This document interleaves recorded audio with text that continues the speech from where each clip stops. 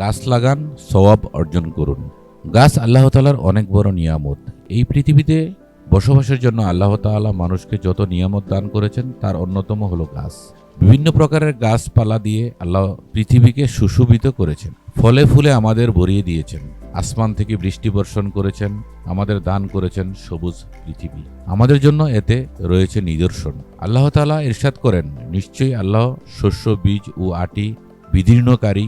তিনি প্রাণহীন বস্তু হতে প্রাণবান জিনিস নির্গত করেন এবং তিনি প্রাণবান হতে নিষ্প্রাণ বস্তুর নির্গতকারী। হে মানুষ, তিনিই আল্লাহ। সুতরাং তোমাদেরকে বিভ্রান্ত করে কোনো অজ্ঞাত দিকে নিয়ে যাওয়া হচ্ছে, আর তিনি ওই সত্তা যিনি তোমাদের জন্য আকাশ থেকে পানি বর্ষণ করেছেন। তারপর আমি তা দ্বারা সর্বপ্রকার উদ্ভিদের চারা উদ্গত করেছি, তারপর তা থেকে সবুজ গাছপালা জন্মিয়েছি, যা থেকে আমি থরে থরে বিন্যস্ত শস্যদানা উৎপন্ন করি এবং খেজুর গাছের চুমরি থেকে ঝুলন্ত কাদি নির্গত করি, এবং আমি আঙ্গুর বাগান উদ্গত করেছি এবং জায়তুন ও আনার। তার একটি অন্যটির সদৃশ ও বিদৃশ ও যখন সে বৃক্ষ ফল দেয়, যখন তার ফলের প্রতি ও তার পাকার অবস্থার প্রতি গভীরভাবে যাদেরকে তিনি মনোনীত করেছেন। বলতো আল্লাহ শ্রেষ্ঠ নাকি যাদেরকে তারা আল্লাহর প্রভুত্বে অংশীদার বানিয়েছে তারা?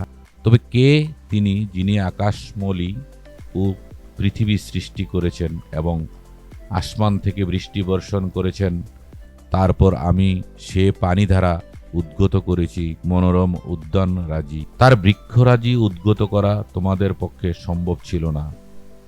সূরা নামল 59-60।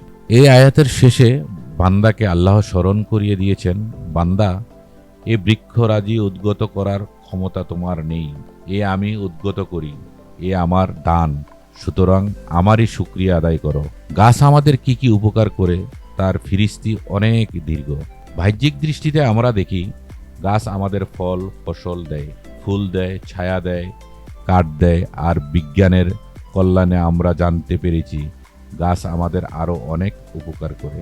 গাছ পরিবেশের ভারসাম্য রক্ষা করে, আমাদের বেঁচে থাকতে সাহায্য করে। আমরা গাছ থেকে অক্সিজেন গ্রহণ করি, আর আমাদের শরীর থেকে যে কার্বন ডাই অক্সাইড বের হয় তা শুষে নেয়।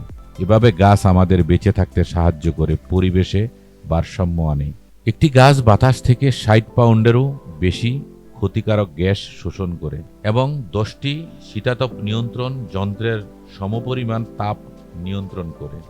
আর যেখানে গাছ বেশি থাকে সেখানে বৃষ্টি বেশি হয়, একথা তো সবারই জানা। গাছ থেকে আমরা কাঠ পাই, যা দ্বারা আসবাবপত্র তৈরি করি।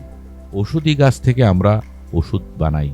ফুল গাছ আমাদের আঙ্গিনা সুন্দর করে, রং বেরঙের ফুল আমাদের হৃদয়কে রাঙিয়ে দেয়। বিভিন্ন মৌসুমে নানান রকমের ফলের স্বাদে গ্রানে আমরা বিমোহিত হই। এছাড়াও আমরা আরো কত উপকার লাভ করি গাছ থেকে। মোট কথা, পৃথিবী বাসোপযোগী থাকা ও মানুষের জীবন ধারণের সাথে ওতপ্রোতভাবে জড়িয়ে আছে গাছ। ফলে ইসলাম বৃক্ষরোপণের প্রতি উৎসাহিত করেছে, একে সদকায়ে জারিয়া হিসেবে গণ্য করেছে। রাসূল সাল্লাল্লাহু আলাইহি ওয়াসাল্লাম ইরশাদ করেন, যখন কোনো মুসলিম গাছ লাগায় অথবা কোনো ফসল বুনে আর মানুষ, পাখি বা পশু তা থেকে খায়, এটা রোপণকারীর জন্য সদকা হিসেবে গণ্য হয়। সহিহ বুখারী 2320। আরেক বর্ণনায় এসেছে, কিয়ামত পর্যন্ত, অর্থাৎ যতদিন গাছটি বেঁচে থাকবে বা তা থেকে উপকার গ্রহণ করা হবে, সে গাছ তার জন্য সদকায়ে জারিয়া হিসেবে গণ্য হবে। সহিহ মুসলিম 1552।